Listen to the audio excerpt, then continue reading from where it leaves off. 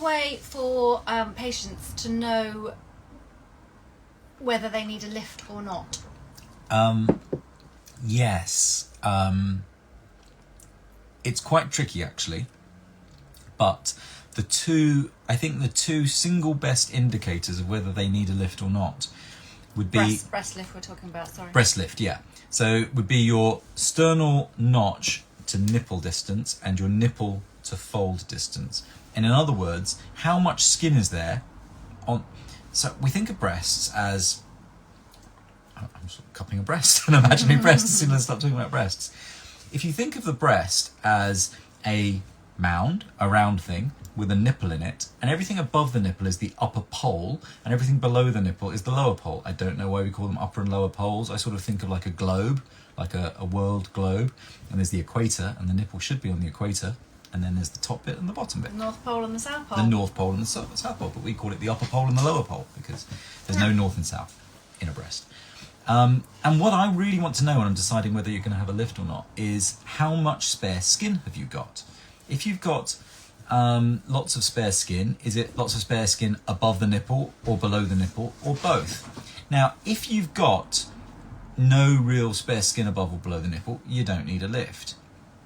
If you've got a really small amount of spare skin above and below the nipple, so between, I'd say, 1 and 2 centimeters. So you kind of slightly put your arms above your head and your nipple's in a slightly better place, but it's not, no dramatic difference is needed. Then implants alone might give you that amount. Now, I don't ever advocate just putting in implants instead of a lift. I only advocate putting in implants if you want bigger breasts.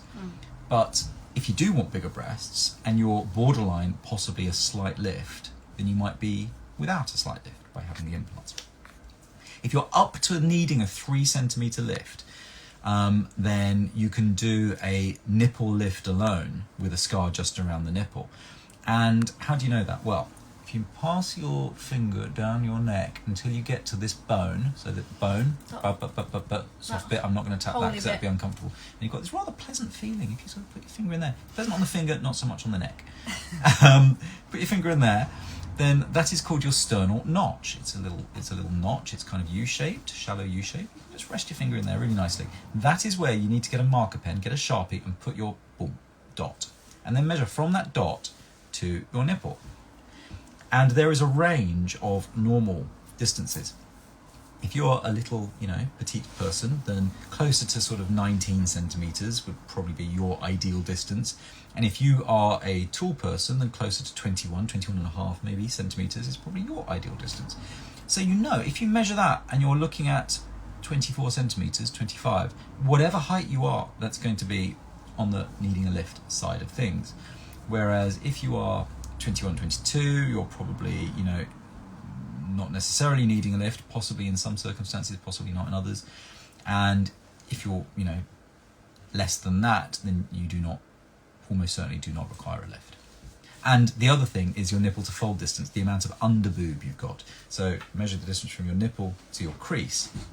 If you have a really long nipple to crease distance, then again, you're likely to need a lift because otherwise you'd have too much underboob, and a lift addresses not only nipple height, but the amount of underboob you've got too.